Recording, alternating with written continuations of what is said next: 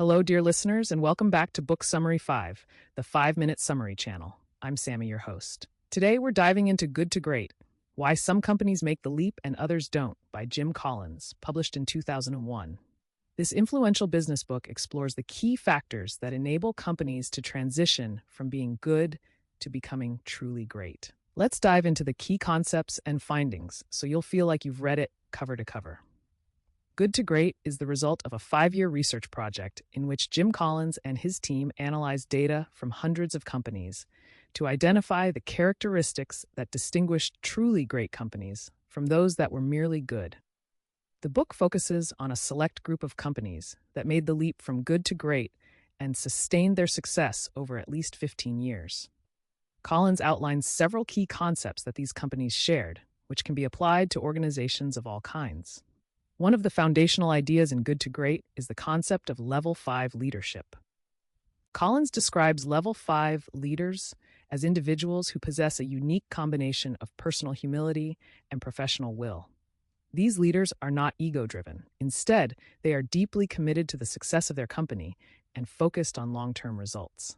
They channel their ambition into the organization rather than their personal glory. A hallmark of Level 5 leaders is their willingness to take responsibility for failures while giving credit to others for successes. This humility, combined with a fierce determination to achieve the company's goals, sets the tone for a culture of excellence. Another key concept in the book is the hedgehog concept, which is derived from an ancient Greek parable about the fox, who knows many things, and the hedgehog, who knows one big thing. Collins argues that great companies are like hedgehogs. They focus on what they can be the best at, rather than spreading themselves too thin across many areas. The hedgehog concept is built around 3 intersecting circles: what you are deeply passionate about, what you can be the best in the world at, and what drives your economic engine. Companies that achieve greatness have a clear understanding of these 3 components and align their strategies accordingly. Collins also introduces the idea of first who, then what.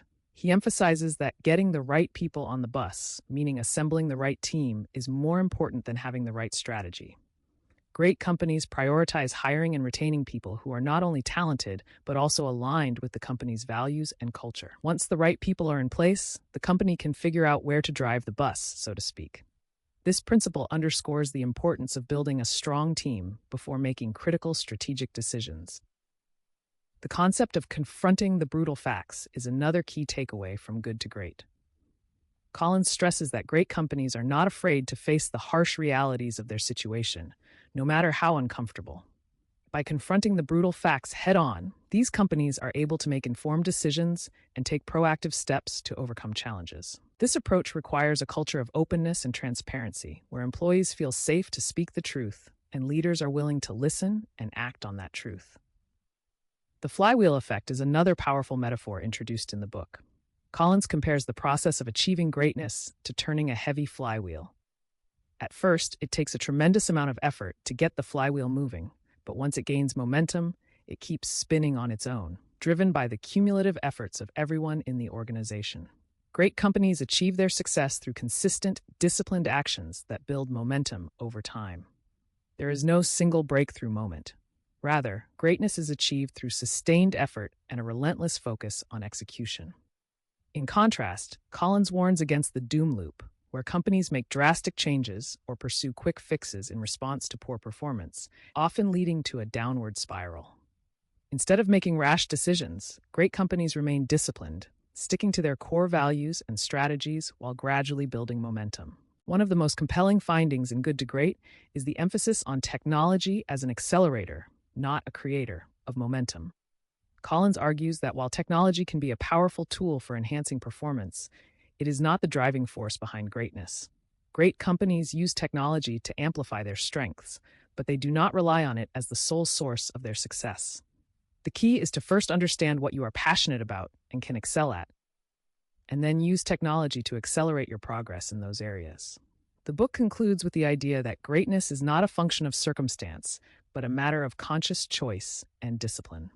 The companies that made the leap from good to great did so because they made the right choices, built the right teams, and maintained a relentless focus on their core principles.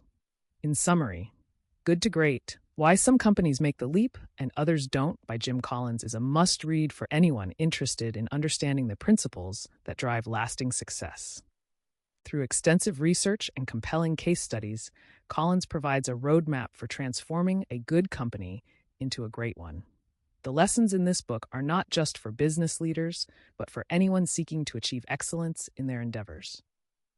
Thank you for tuning in to Book Summary 5, the 5-minute summary channel. If you enjoyed this summary, please subscribe, like, and share it with your friends. Until next time, happy reading.